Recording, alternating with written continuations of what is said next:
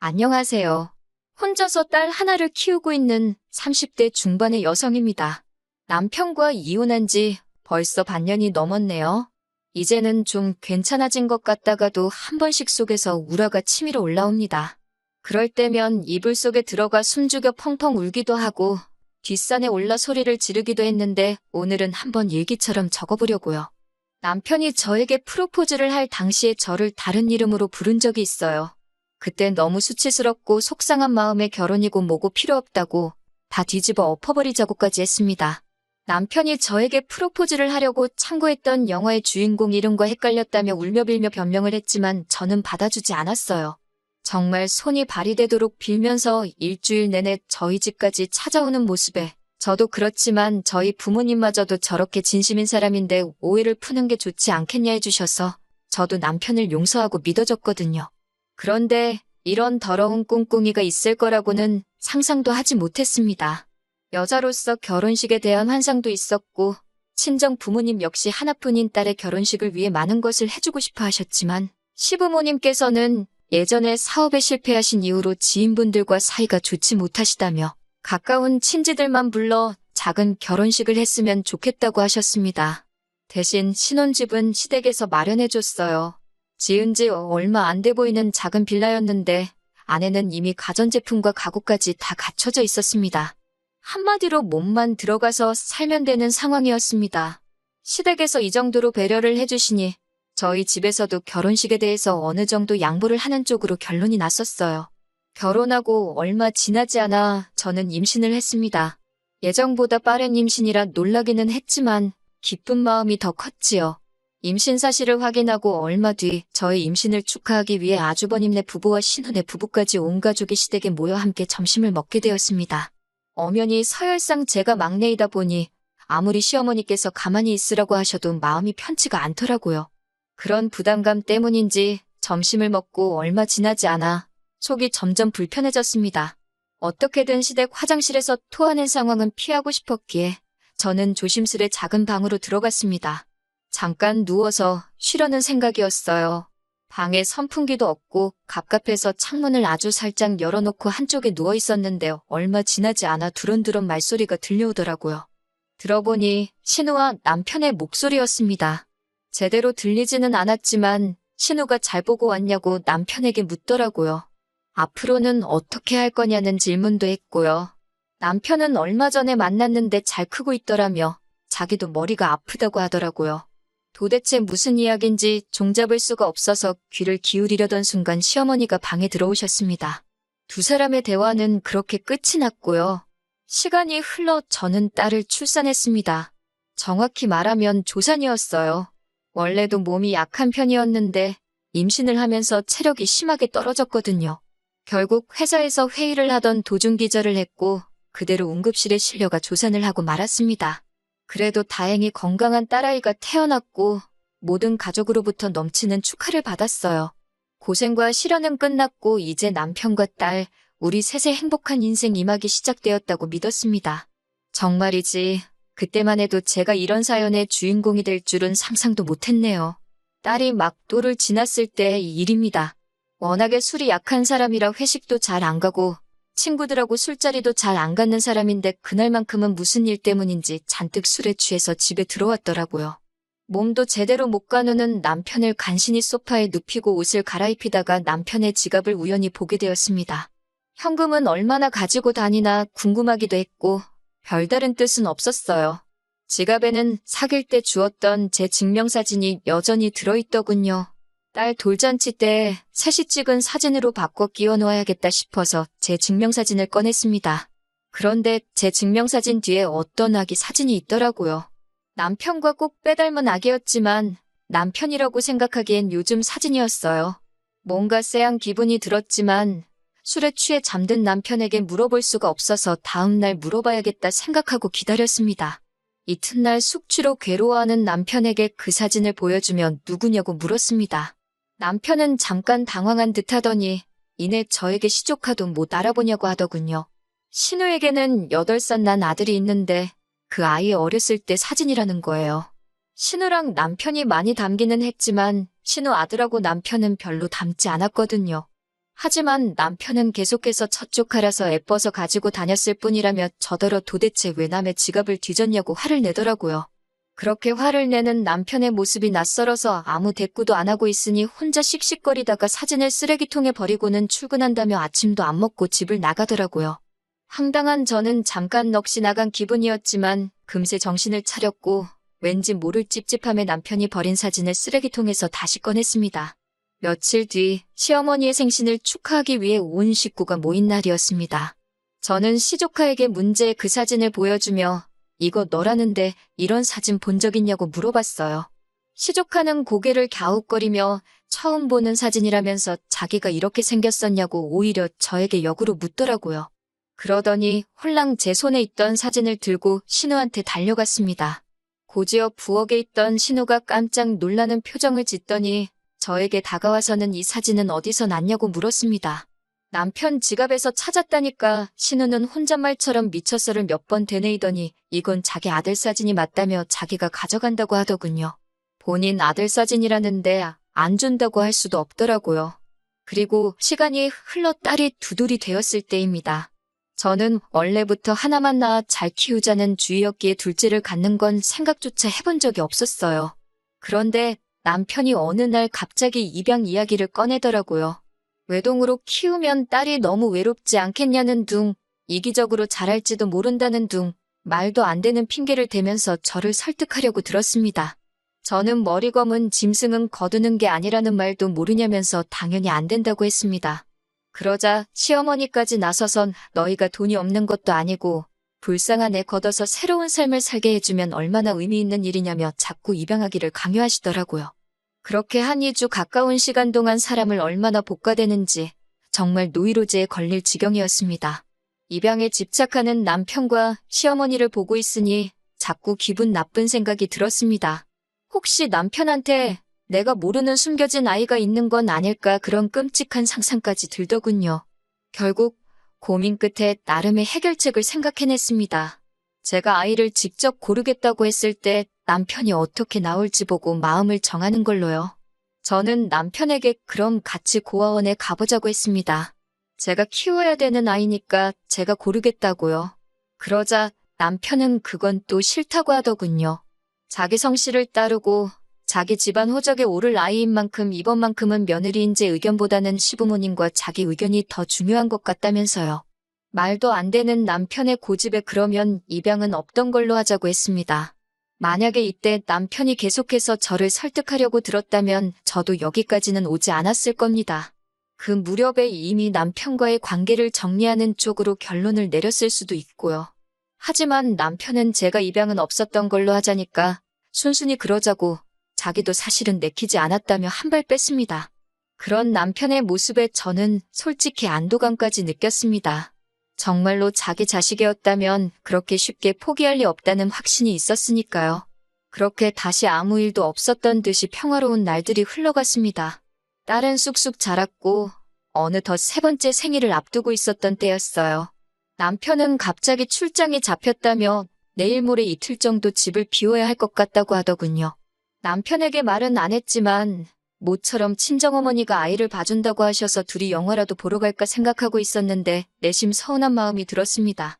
사실 그 무렵 남편이 예전 같지 않았거든요. 집에서 아이를 키우다 보니 신경을 쓰려고 해도 어느샌가 옷이 더럽혀져서 점점 후줄근하고 편한 복장을 하게 되더라고요. 그런 저를 보고 하루는 남편이 인상을 있는 대로 찡그리면서 너랑은 둘째는 못 갖겠다 이러는 거예요. 앞에서도 말씀드렸다시피 저는 둘째를 갖고 싶은 마음이 전혀 없었지만 남편이 뜬금없이 둘째 이야기를 꺼내기에 제가 왜? 라고 물었습니다. 그랬더니 제가 여자로 안 보인다며 혀를 차더라고요. 자존심이 너무 상했지만 수치스러워서 주변 사람들에겐 차마 말도 못하겠더라고요. 결국 속으로 참아내다가 친정어머니한테 이야기를 하니 당신이 손녀를 봐준다고 남편이랑 모처럼 오붓하게 좋은 시간을 보내보라고 하신 거였거든요. 그런데 남편이 출장을 간다고 하니 힘이 팍 셌지요. 저는 친정어머니한테 손녀 안 봐주셔도 될 것 같다며 출장 소식을 전했습니다. 그러자 친정어머니는 더 잘된 일 아니냐며 이참에 당신이 이틀이고 3일이고 봐줄 테니 출장을 따라가 보라고 하시더군요. 남편이 일하는 동안엔 호텔에서 쉬다가 저녁에는 둘이 좋은 시간 보내면 되는 거 아니냐고요. 듣고 보니 그럴듯한 계획 같았습니다. 그날 밤 퇴근한 남편을 살며시 떠봤습니다. 그런데 생각지 못한 남편의 반응에 저는 너무 충격을 받았습니다. 남편은 자기가 지금 놀러 가냐면서 한 푼이라도 더 벌어오려고 아둥바둥 사는데 무슨 속편한 소리냐고 고함을 치더라고요. 장모님도 생각이 있으신 거냐면서 한숨을 팍 내쉬는데 저 때문에 친정어머니가 사위한테 무시를 당한 것 같아서 죄송스럽고 속도 상하고 그랬어요. 그리고 이튿날 출장을 간다는 남편은 이상하리만치 기분이 좋아 보였습니다. 평소답지 않게 콧노래를 부르고 멋도 한껏 부리더라고요. 제가 지금 출장 가는 거 맞아? 놀러 가는 사람 같은데?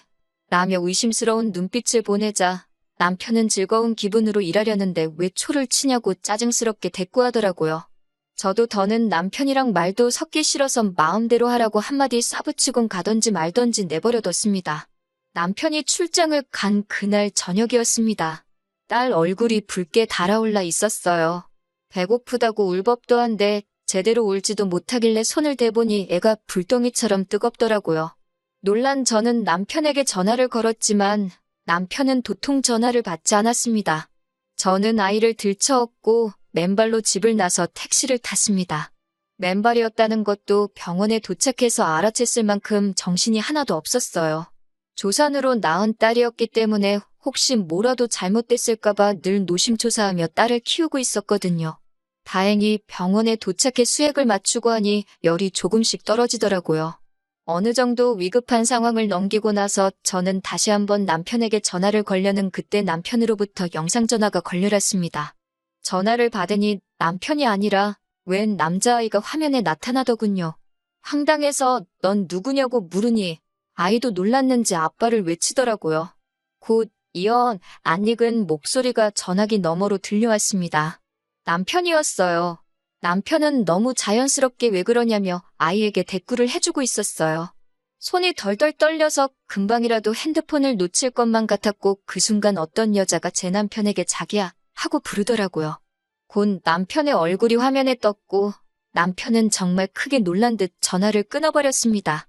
10분 정도 흘렀을까 남편에게 다시 전화가 걸려왔지만 저는 도저히 받을 용기가 나지 않았어요.